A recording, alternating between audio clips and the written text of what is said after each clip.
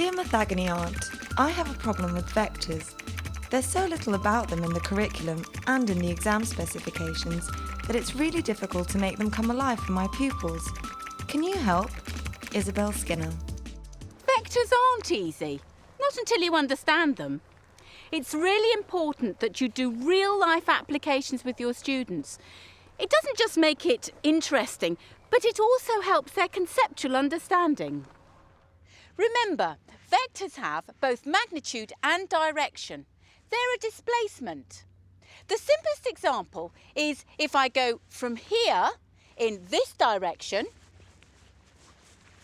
to here, and then in this direction to here, which in vector terms is the same as going from here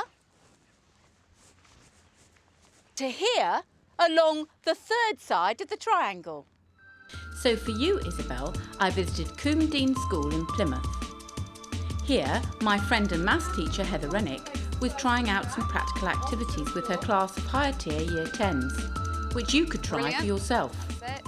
OK, Josh, you're up next. What I'd like you to do now, from Natalie's beanbag, I'd like you to measure out a distance across. Their first classroom activity was to lay out two sides of a right-angled vector triangle and then to measure the resultant vector, the direct route. So what made you start in the way that you did this morning with them? Well, I wanted to go right back to first principles. And so the idea was that we started off completely at the beginning with the vectors, building up this idea of a journey, of a movement, of a translation that students could do practically, so that the students could actually take their beanbag, measure to another point, so that they could actually see that what they were dealing with was a distance across that was the resultant movement after the two separate movements. OK, you're going to need to flip it over because you're currently in feet there and you want to be in centimetres and metres. It also brought in the fact that they haven't actually done a lot of measuring since probably a way back in their learning, and they needed to remember how to work accurately with rulers and with tape measures. That's 5 metres 50. 3 metres and 55 centimetres. 3 metres 95. It's 4 metres 9. 410. The next part of the activity is to do a scale drawing. You've measured it out on the floor. We're going to turn your measurements into a scale drawing that you're going to do on your graph paper.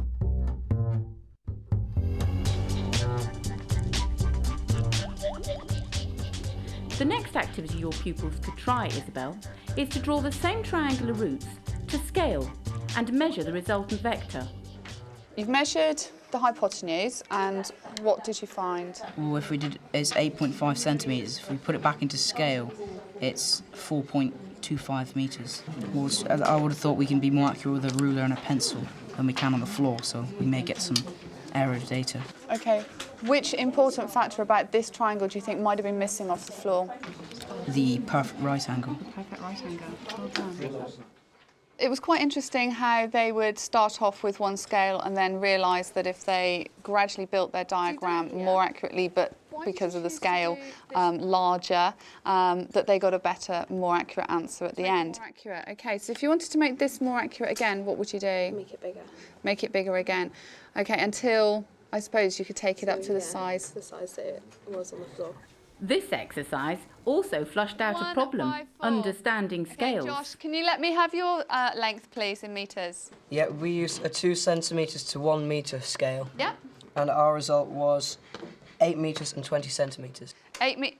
Are you sure it was 8 metres and 20 centimetres?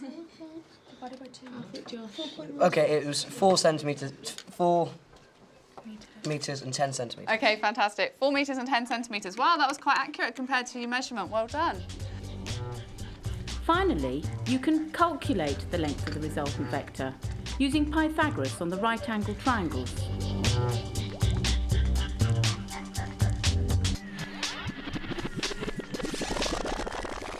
The one I'm doing at the moment was 3 by 3. So I'm doing 3 squared by 3 plus 3 squared, which is 9 plus 9, which is 18. So now the square root of 18 is 4.242. We've gone through the process of measuring out our vectors, And we found that the most accurate way of being able to measure that was not actually to measure it, but was actually to calculate it. What I'd like to do now is to introduce Your next step, Isabel, might be to introduce some of the vector notation. What about the journey that we take between the two? Right 4 and up 2. Okay, right 4 and up 2. So 4, 2, I'm going to show you that we write that as a column vector. 4, 2. Now the reason that they are positive is because we're moving to the right and we're moving up. What if we were to go in the other direction? Alex? Down 2 and left 4. So this time we're going -4 and -2. That will map us back to our original location. Then you could let your pupils explore some interactive vector software, which would reinforce some of the abstract concepts involved in vector notation. That was just a bit larger over there. Yeah. If you know what I mean. Just switch the A and B around. So I think that would be like, because that's 3 down and B at 6 4. Yep. Now put A at 4 5 and then B at 6 2. So with 6 along, just move it down a bit more. So it'll be -3, 2 -3. How important is it to follow that up with some kind of interactive software activity? Yeah, I think that we have to take into account the way in which students learn, and one thing that they encounter more and more now is the fact that they want to see something that can be set up really quickly, as by the software that we were using, so that they can actually take a point, move it around and actually see the effect of it straight away, and to be able to do that with lots and lots and lots of examples so that they can see that it has the same effect each time. Though they had a laptop each, they were able to sort of, well, what are you doing? And did you get that? And it's to bring conversation, dialogue and discussion at the forefront of the learning, as opposed to sort of using the texts and lots of questions to get there. Vectors have both magnitude and direction and can be used to represent velocities, which is really speed in a particular direction. Imagine my hovercraft is travelling at 5 metres per second. And there's a 3 metre per second crosswind. Which direction do you think the hovercraft will travel, and how fast will it go? It's difficult to see that the hovercraft is actually being blown off course at a slight angle across the river. So we need a vector diagram of what's happening. The 2 component velocities of the hovercraft are 5 metres per second across the river and 3 metres per second along the river. Unlike walking from here to here and then to there, the 2 velocities are bearing on the hovercraft all the time. The effect in vector terms is as if the 2 velocities are applied one after the other. Like this, with the resultant velocity becoming the third side of the right angle vector triangle. As messing about with boats is difficult, they set up a similar scenario in the classroom, with 2 electric fans blowing at right angles, sending the ball off in some intermediate direction. What I was trying to do with the wind machine was to show something that you can't see from a textbook situation. So if you're looking at a situation as we have here with a boat crossing a river, what I wanted to try to do was to show that movement using the wind machine, without having to say, here's a triangle drawn for you already in a textbook. Let's look at this practical situation, and then can we break down that situation back to this type of question? It's difficult to measure the resultant velocity in the real situation, so accurate drawings and calculations are all the more important. The resultant velocity of the hovercraft is the hypotenuse of the triangle, which you can measure or work out by Pythagoras. And trig ratios will give you the actual direction the boat goes in. So my hovercraft is actually travelling at 5.8 metres per second at an angle of 31 degrees across the river. There are all kinds of questions you can ask about boats crossing rivers, aeroplanes being blown off course. You could try how far downstream you end up, and at what angle upstream you have to steer to make sure you hit in the right place. vectors also represent forces. I'm hanging from these two ropes and my weight is pulling me downwards. The tension in these two ropes is holding me up. But the ropes are at an angle. So how do we calculate the actual tension in each of these ropes?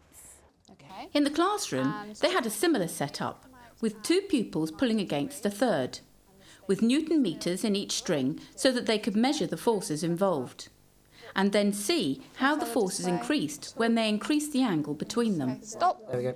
That's it. That's perfect. Okay, Dom, take your reading. 15. This is not a piece of equipment that we have hanging around in the maths department, but it is something that they've got over in the science department. And what they tried to do is, in discussion with me, we were looking at this idea of the forces and the balancing of forces. And this piece of kit is able to measure the forces in newtons, and we were able to try out some of these questions in a practical way using the Newton meters. Charlie, you need to be there. You need to hold it right there at 120 degrees there. And Teresa, you need to just hold it bang on. Okay, Dom, grab your readings. 19 and 19. Okay. Right, now you're going to have to try and get a little bit wider again. 30 still. Okay. 25 and 25. Because with this type of question, you really can't see a triangle in the question, but you can see the effect of the forces. So you're completely bringing to life the practical nature of the question without having to say, I've got to draw a diagram or I've got to be able to just do it in this way. You can actually see it so much more practically. And the students loved it. This is the force diagram for the pupils' experiment, with two forces pulling against a third, with the resultant of the two forces being equal and opposite to the third force. With balanced forces, where nothing actually moves, only by looking at the vector triangular forces do you get a clear picture of what's going on. As the angle between the strings increases, you can see on the vector diagram how the tension in each string increases to maintain the same resultant force. And as these aren't right-angled triangles, the sine rule will give you the actual forces involved. So what, Heather, were the difficulties, the challenges and the excitements of what we've been doing today? I think one of the things that I found teaching this material is that if you look at it from the perspective of the methods of assessment, you can end up with some very dry, boring lessons. And actually at the end of it, the students don't particularly understand the application of what they're actually doing. Is that something that happens a lot with higher level students, do you think? Higher level students, I think, have very often gone through quite a number of years of maths lessons that are very textbook based. And I think what we've tried to do in this activity is to try to bring in lots of practical activities to try to cement their understanding of real applications instead. And I would certainly say to people that were considering bringing in practical elements within the classroom that it is achievable to do. You do have to plan, you do have to research, but you learn something out of it at the end, and so do the students. So, Isabel, I hope the activities you've seen have given you some ideas to help bring vectors alive for your pupils.